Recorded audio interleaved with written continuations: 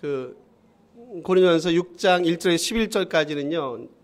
그 성도들 간의 싸움에 관한 거고, 그리고 그 싸움이 이제 세상 법정에 나가서 이제 고소 고발하는 것 때문에 이제 사도 바울이 거기에 대해서 이제 불끈해서 오늘 본문을 이제 그들은 이제 일종의 권면하는 거죠. 권면하고 충고하기 위해서 오늘 본문을 이제 기록하고 있습니다. 근데 이제 저희가 이제 본문에 나오지는 않지만 저희가 요 본문 약간 뒤에 있는 그 당시 제가 이제 로마 그 법 시스템을 잠깐 말씀을 드릴까 합니다. 여러분 그 사도 바울이요. 그 선교 여행을 다니면서 곳곳마다 혜택을 하나 크게 본 게 있어요. 그게 뭔지 아십니까? 로마 법입니다. 로마 법이 상당히 아주 공정합니다. 그렇지 않나요? 우리 사도행전 보셨죠? 기억나십니까? 그래도 가는 곳곳마다 많은 폭도한테 뭐 맞기도 하고 여러 가지 봉변을 많이 당합니다. 근데 그때마다 사도 바울이 어디다 호소합니까? 로마 법이죠. 내가 가이사한테 가겠다. 그래서 가이사한테 내가 정당하게 재판을 내가 잘못했으면 그 죄에 대해서 내가 책임을 질 것이고 등등의 공정한 법 집행이 로마 시대에 아주 공정하게 집행했던 시기가 그 당시입니다. 근데 여러분 아세요? 한 가지 문제가 있습니다. 지금 제가 말씀드린 로마법은 일종의 지금식으로 표현하면 형법이에요. 근데 문제는 뭐냐면 민사법이에요. 그러니까 민간인들 사이에 소송이 벌어지는 민사소송법, 민법은 사실상 그렇지 않습니다. 지금이나 그때나 큰 차이가 없어요. 요즘식으로 표현하면 라면을 한 개 훔치면 1년을 형 받고요. 나라를 훔치면 무죄를 받지 않습니까? 별로 공감은 안 하시는 표정인데. 그런 거 보면 여러분 마음속에 뭐가 듭니까? 되게 좀 의분이 나지 않습니까? 이게 뭐지, 나라가? 이건 아니지 않는가? 진짜 생존을 위해서 조그만 거 가지고는 몇 개월, 심지어 몇 년도 받는 경우가 있습니다. 근데 말씀한 대로 나라를 훔치면, 백성의 마음을 아프게 하면 무죄 받잖아요. 그런 건 아니지 않습니까? 지금 로마법이 그렇다, 우리 법이 그런 게 아니라 로마법이 그렇다는 겁니다. 민사법이 그래요. 그래서 그 민법을 시행하는 데 있어서 뭐가 많냐면 너무 부정부패하고 비리가 많고 뇌물이 많은 거예요. 그래서 여러분 한번 보실래요? 우리 제가 한두 단어만 일단 설명을 드리고 말씀을 같이 나눌게요. 우리 1절 눈만 오세요. 1절 보면 6장 1절입니다. 거기 다툼이 있다고 얘기하죠. 플라그마라는 단어를 쓰는데요. 이 다툼은 일종의 우리가 얘기하는 A하고 B가 싸웁니다. 그 정도가 아니라 소송이 벌어지는 거예요. 정확하게 소송이라는 단어가 맞습니다. 사건 내지 소송입니다. 그러니까 지금 둘 사이에서 뭐가 벌어진 겁니까? 소송이 벌어진 겁니다. 3절 하나 더 설명해 볼게요. 3절 단어입니다. 여기 보면 세상 일이라고 하죠. 3절 뒤쪽 보세요. 거기 보이십니까? 세상 일, 비오티카라는 단어 있어요. 비오티카, 피오티코스라는 단어입니다. 요건 뭐냐면 민사소송법을 말합니다. 지금 그러면 제가 다시 설명할게요. 지금 교회 안에서 지금 무슨 일이 벌어지는 겁니까? 교인들 사이에 무슨 일이 벌어지냐면, 그죠? 소송인데 무슨 소송입니까? 민사소송이 벌어져요. 근데 여러분 아세요? 그 당시 보면 민사소송은요, 대부분 누가 누구에게 대해서 하냐면 소위 말하는 강자, 그리고 힘 있는 자가 힘 없는 자들에게 주로 거는 일종의 그 법적인 소송이 뭐냐면 민사소송이에요. 사실상 약자가 강자에게 하지 않습니다.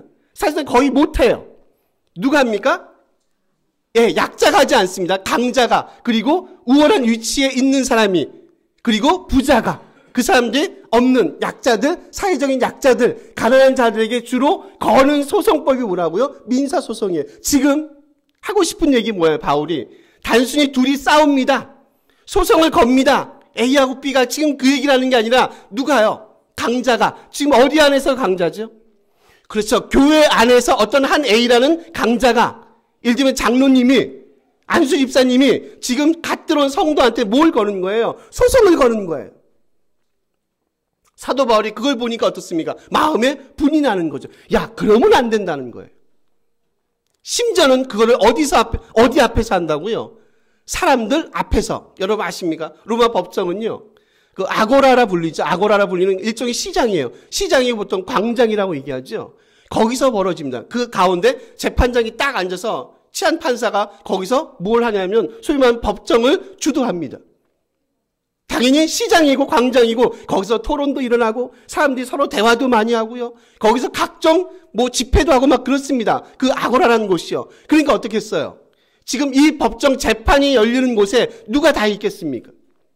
세상 사람들이 다 보고 있다는 거예요. 누가 하고 있는 걸요? 지금 어떤 교회가 정확하게 고린도 교회겠죠. 고린도 교회에 A라는 사람이 힘 있는 A라는 사람이 지금 아주 연약한 약자, 가난하고 힘도 없고 사회적인 위치도 없는 그 사람을 뭐 하는 걸 소송, 민사소송으로 걸어서 지금 둘 사이의 법정으로 지금 논쟁이 벌어지는 것을 지금 누가 본다고요? 사람들이 바라보는 거예요. 이게 뭐하지 않다는 겁니까? 이게 맞지 않다는 거죠. 제가 여러분 덕분에 이제 기도원에 한 주간 잘 갔다 왔습니다.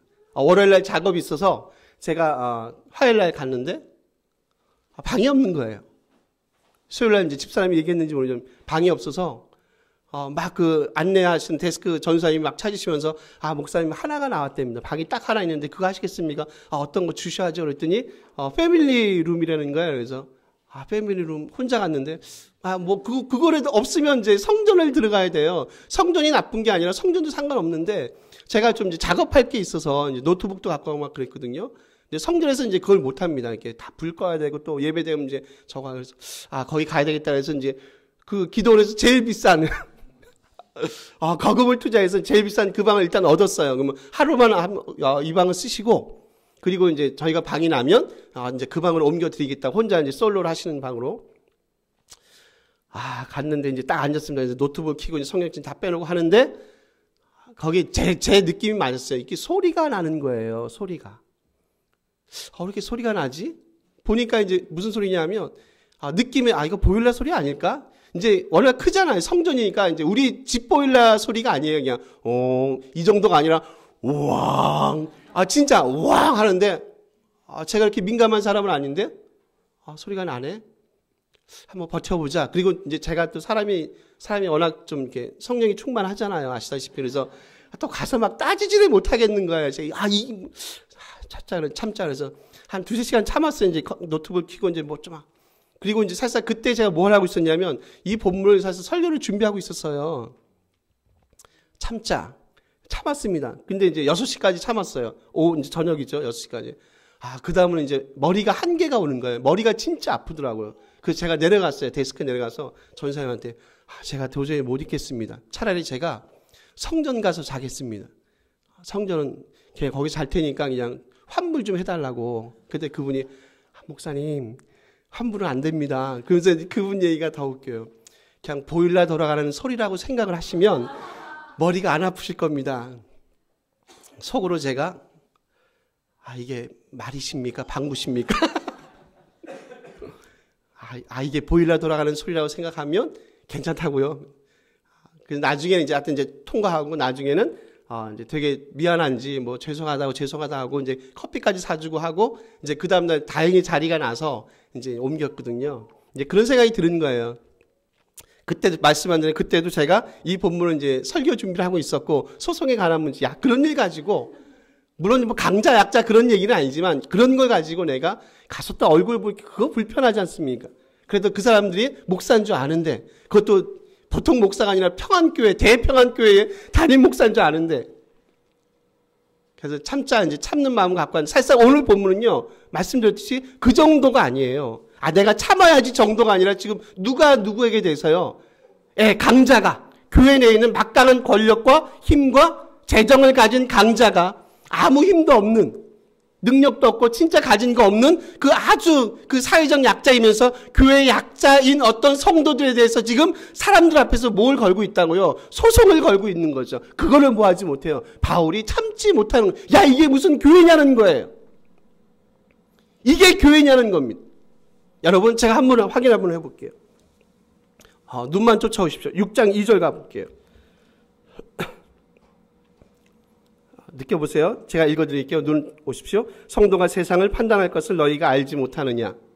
3절입니다. 우리가 천사를 판단할 것을 너희가 알지 못하느냐. 9절로 갈게요. 불의한 자가 하나님 나라를 유업으로 받지 못할 줄 알지 못하느냐.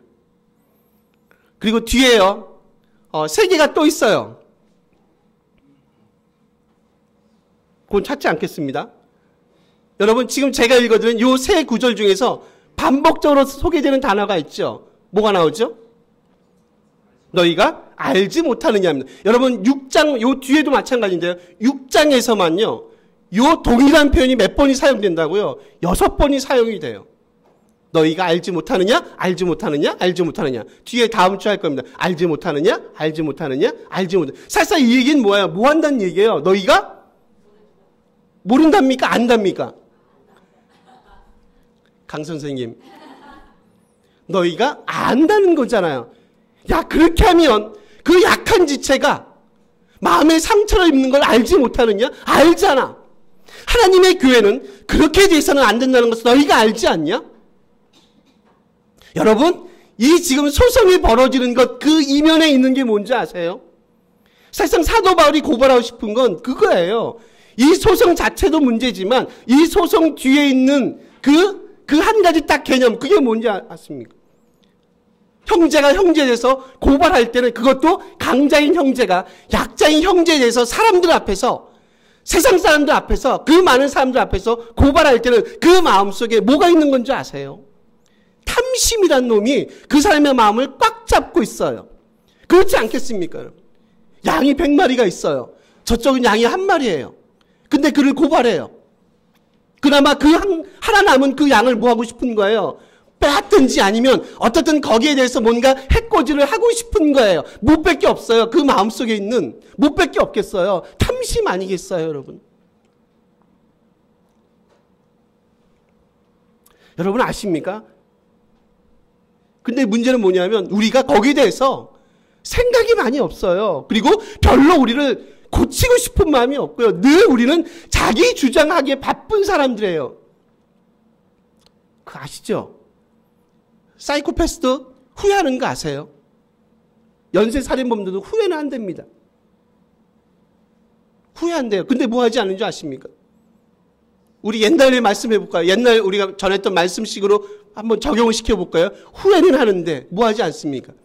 회개하지 않는데. 아, 진짜 그렇대요. 사이코패스도요, 자기가 한 짓에 대해서는 되게 후회를 한대요. 아, 내가 잘못했다. 이번에 뭐 보셨죠? 그분도 후회하지 않습니까? 근데 그런 기회가 또 주어지면 그분은 뭐 하지 않을 거예요? 자기의 그 행각을 멈추지 않을 거예요.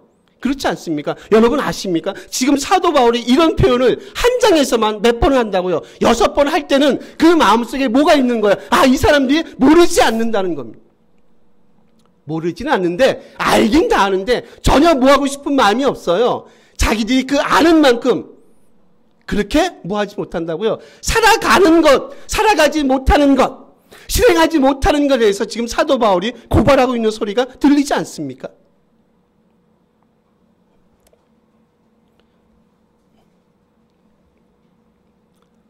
우리 2절, 3절을 같이 한번 읽어볼까요? 제가 잠깐 읽었죠. 이걸 한번 같이 읽어볼게요. 읽겠습니다. 성도가 세상을 판단할 것을 너희가 알지 못하느냐? 너희도 너희에게 판단을 받겠거든. 지극히 작은 일 판단하기를 감당하지 못하겠느냐? 우리가 천사를 판단할 것을 너희가 알지 못하느냐? 그러하거든 하물며 세상이. 사도 바울이 얘기합니다. 그거 아무것도 아닌 거예요. 여러분 생각해보세요. 지금 우리가 누구에게 판단을 받습니까? 소송에 걸려요. 재판정에 있어요. 누구에게 판단을 받아요? 세상 사람들 아닙니까? 세상 법정에서 법관들, 치안 판사들한테 지금 판단을 받고 있는 거 아닙니까? 지금 바울이 뭐라 그럽니까? 야, 너희들 왜 그런 어리석은 일을 하라는 거 아닙니까? 우리가 세상 사람들에 의해서, 세상 법에 의해서 우리가 판단받지 않는다는 거예요. 그게 뭐예요? 하나님 나라 원리임을 왜 알지 못하느냐는 거죠. 누가 판단한다고요? 세상을 누가 판단합니까, 여러분? 지금 2, 3절 나오니까 2, 3절 세상을 누가 판단한다고요? 교회가 우리가 판단해요. 심지어 누구까지 판단한다고요? 천사까지도 판단한다고 3절 얘기하지 않습니까? 지금 바울이 강조하고 있는 게 뭔지 아세요? 지금 우리의 존재가 어떠한 사람들인지, 우리의 현 주소가 어떠한지를 다시 한번 보라는 거예요. 너희가 쏘사 찌질하게 말이지, 그 돈 몇 푼 가지고, 그 연약한 지체 가지고, 그 사람들 힘없으니까, 아무 말 못하니까, 그 사람들 시비 걸고, 그것도 세상 사람들 앞에서, 그것도 세상 판사 앞에서. 여러분 4절 한번 보고 다시 정리할게요. 한번 그냥 같이 한번 읽어볼까요? 읽습니다. 그런즉 너희가 세상 사건이 있을 때 교회에서 경히 여김을 받는 자들을 세우느냐. 여기 뒤에 보시면 경히 여김을 받는 자들이 누구 같습니까? 6절로 보시면 6절 뒤로 볼게요. 눈만 춥서 형제가 더불어 고발할 뿐더러 믿지 아니하는 자들 앞에서 하느냐. 그러면 4절은 꼭 6절과 같이 맞물려 있는 것 같지 않습니까? 경히 여김을 받는 자들이 누구일 것 같습니까? 그러면 지금 이방 재판관이죠. 믿지 않는 재판관이에요. 믿지 않는 재판관 앞에서 심지어는 세상을 판단할 우리가, 심지어 누구까지요? 천사까지도 판단할 존재, 그리고 그것이 우리의 현 주소임에도 불구하고 여전히 깨닫지 못하는 고린도 교회, 교인들, 연약한 자들, 심지어 누구 앞에서 한다고? 이런 일들은 우리가 경히 여기는 자들 앞에서 이런 일을 하냐는 거예요. 여러분 이거 보시면서 뭐가 느껴지세요? 저는 하나님의 관점이 느껴져요. 하나님의 시각이 느껴지지 않습니까? 그래서 되게 좋은 4절은요. 제가 볼 때 되게 좋은 하나님 나라의 시각을 보여줘요. 그게 뭐냐면 비록 이 땅에서 그가 얼마나 영향력이 있든지, 어떤 사회적인 지위가 있든지, 신분이 어떠하든지 상관없어요. 그들은 하나님의 관점에서 보면, 하나님의 시각에서 보면 어떤 자들이에요? 우리 사절식을 표현하면 그들은 하나님의 눈으로 보면 뭐하게 여김을 받는 자들입니까? 경히 여김을 받는 자들은 아니냐는 거죠. 여러분 웃기지 않습니까? 예를 들면 이런 거예요. 교회 안에서 이런 일 많죠. 저희 교회는 이제 유명한 분들이 안 계시잖아요.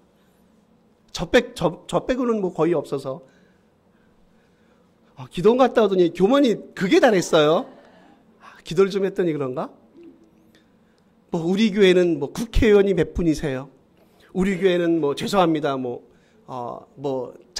차관이 몇 분이시고, 우리 교회는 총장님이 몇 분이시고, 우리 교회는 닥터는 명함도 못 낸다며요. 닥터도 그냥 닥터가 아니라 병원 장쯤 돼야 된답니다. 그래야지 어디 가서 명함, 장이 몇 분이시고, 제가 이제 오랜만에 한번 써먹을게요. 하십니다. 그래서 어쨌습니까? 그랬더니 정말 그 교회를 통해서 하나님의 영광이 드러나고요. 세상 사람들이 그 앞에서 벌벌 떨면 저는 그것만큼 하나님의 교회다움을 보여주는 일이 없다고 생각해요. 좋잖아요.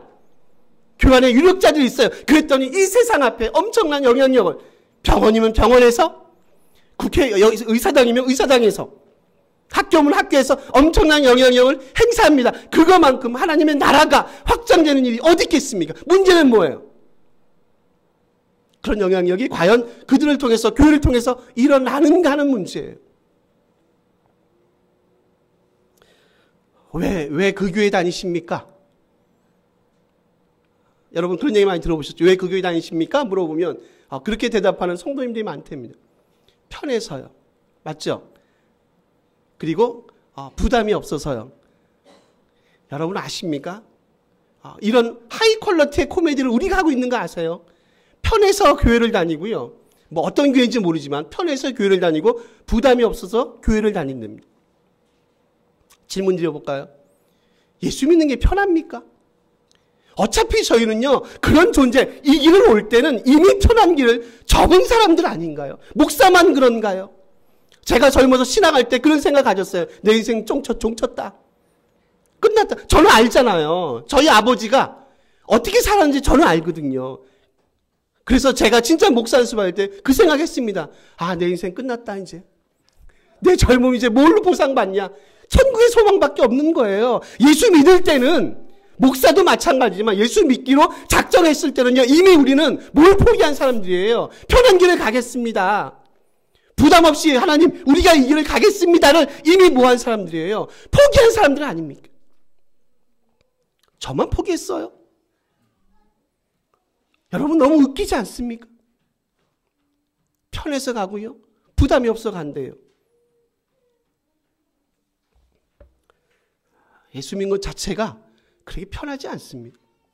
예수 믿는 것 자체가 사실상 부담스러워요. 그래서 또 뭐가 있어요? 그래서 거기 안에 좀 더 높은 가치를 품고 우리가 이 길을 가는 거 아닙니까? 만약에 누구나 갈 수 있다면, 누구나 이 길을 갈 수 있다면, 그러면 감사하지만 감사하지만, 그래서 모든 사람이 하나님 앞에 구원받을 수 있으면 훨씬 감사하지만, 만약에 그렇지 않다면 우리가 가는 이 길이 결코 뭐하지 않아요. 헛되지 않은 거예요. 왜요? 늘 마음을 갖고 가잖아요. 늘 부담스럽잖아요. 그렇지 않습니까? 전 그래요. 전 그렇습니다. 불편하지만 그 안에 뭐가 있기 때문에요. 진리가 있으니까 그 길을 가는 거 아니냐는 거죠. 지금 고린도 교회가 놓친 게 그거예요. 뭐요? 그들 앞에 놓여있는 그 탐심의 마음을 버리지 못하고요. 예수를 믿는다는 하나님의 백성들의 현주소를 파악하지 못했던 그들의 삶의 모습들을 바울이 어떻게 했다고요? 바울이 늘 안타까움을 마음을 가지고 지금 고린도 전서를 보내고 있는 것을 저희가 확인하게 돼요. 여러분 11절 한번 가볼까요? 그러면 이게 읽으신 김에 우리 9절 10절 한번 같이 읽고 11절 같이 한번 읽어볼게요. 9절 10절부터 읽읍시다. 읽겠습니다. 불의한 자가 하나님 나라를 유업으로 받지 못할 줄을 알지 못하느냐. 미혹을 받지 말라.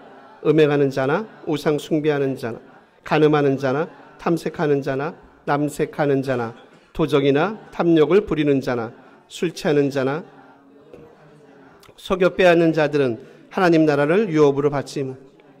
10가지예요. 이 중에 해당이 안 되시는 분 있으세요? 10가지. 미혹을 받지, 음행하는 자, 우상 숭배 쭉, 간음, 탐색, 남색 쭉. 10가지가 소개되고 있습니다. 저는 여기 10가지 중에 해당이 하나도 안 됩니다. 또 제가 교만한 말을 또 나밖에 없나? 이런 자들은 뭐 하지 못한다고요? 하나님 나라를 유업으로 받지 못한답니다. 여러분 너무 귓등으로 듣지 마십시오. 설마 사람 잡지요. 그리고 11절 마지막 읽고 제가 이제 정리하겠습니다. 11절 읽게요. 너희 중에 이와 같은 자들이 있더니 주 예수 그리스도의 이름과 우리 하나님의 성령 안에서 씻음과 거룩함과 의롭다 하심을 받았느니라. 어떻다고 얘기하나요? 아직도 여러분 제가 좀 시제를 얘기할게요.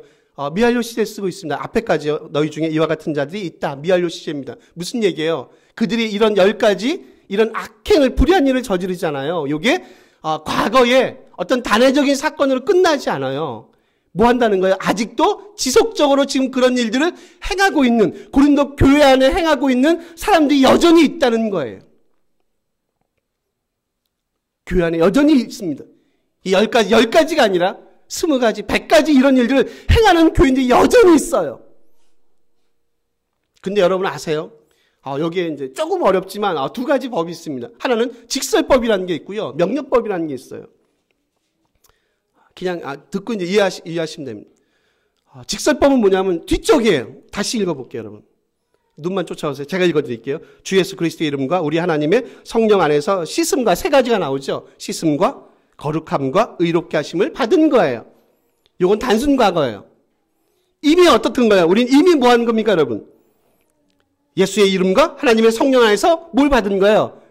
씻음을 받았고요. 그래서 단순 과거, 이례적인 사건을 이런 시제를 사용합니다. 씻었고요. 씻음을 받았고요. 그리고 어떻게 해요? 거룩하게 되었어요. 그리고 의롭게 된 거예요. 무슨 사건을 통해서요? 그리스도 십자가 사건을 통해서. 다시 할까요? 그리스도의 십자가 사건을 통해서 이미 우리는 하나님과 온전한 관계를 맺은 사람이에요. 그래서 그를 통해서 하나님의 자녀가 됐어요. 그리고 성령의 내주하심에 의해서 거룩한 자들이 된 게 뭐라는 거예요? 우리 교인들, 하나님의 백성들의 현 주소임을 확인하라는 거예요. 이게 뭐예요? 이게 무슨 법입니까? 직설법이에요. 신학교 배우는 건 좀 어려울 수 있지만 이해하시겠습니까? 여러분, 우리의 현재 주소가 뭔지 아십니까?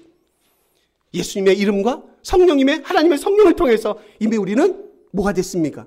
하나님의 자녀가 됐습니다. 올바른 관계를 맺었습니다. 그리고 성령의 내주하심에 의해서 우리는 이미 거룩하게 됐습니다. 그게 뭐라고요? 이스라엘 살아가는 고린도 교인만이 아니라 이스라엘 살아가는 하나님의 백성들이 뭐라는 겁니까? 현 주소라는 거예요. 이게 뭐예요? 우리예요.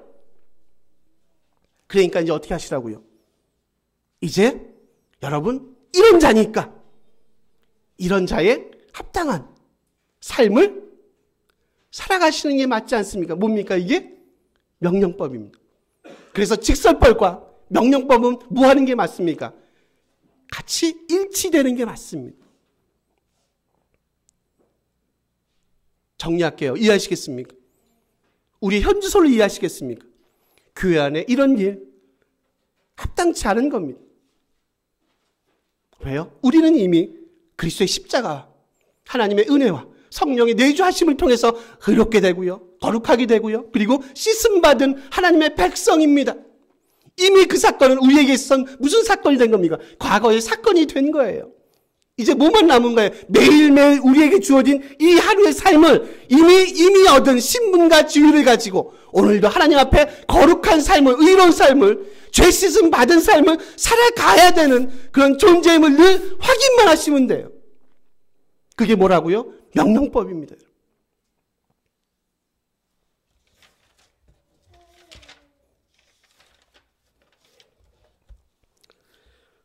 말씀을 마치겠습니다.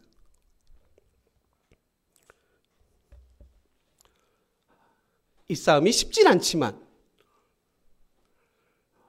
제가 기도원 가서 이제 표하고 이렇게 이제 기도 운동할 거 제가 이렇게 정해봤거든요. 그래서 이제 제가 이제 다음 첫 주에 이제 말씀을 드리려고 합니다. 제가 정해놓고도 특히 이제 그 운동하는 거 표는 좀 거시기 하지만 이거 너무 좋다. 제가 생각이 너무 좋은 거예요. 잠깐 팁만 드릴게요. 내년부터는 3A 무브먼트를 할 겁니다. 뭔가 뻑적지근하지 않습니까? 영어가 들어가니까 3A 운동. 이제 그 내용은 이제 우리 첫 주에 시작하죠. 다시 우리가 돌아가야 된다는 겁니다. 내가 먼저 돌아가고요. 그리고 다시 돌아가자는 거예요. 손집사님 기도하시면 되겠습니다. 기도원을 갔더니 사람들이 느끼면 그래요. 작년보다 또 줄었어요.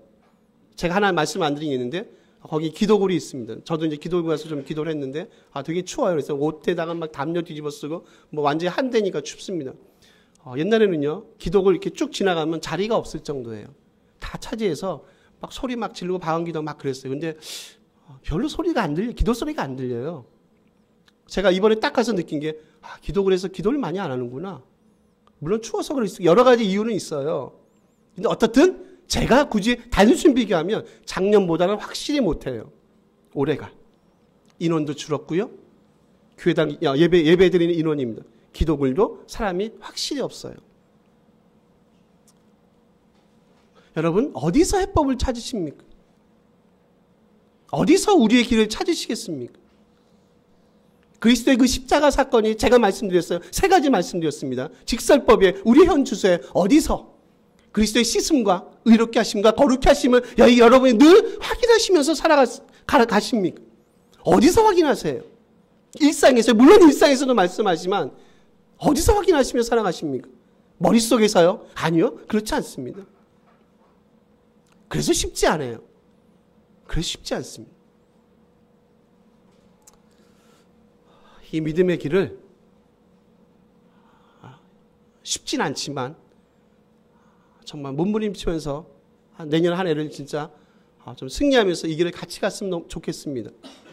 그래서 하나님 앞에 좀 흠없는 자들로 쓰는 것도 쉽지 않지만 그래도 하나님, 제가 많이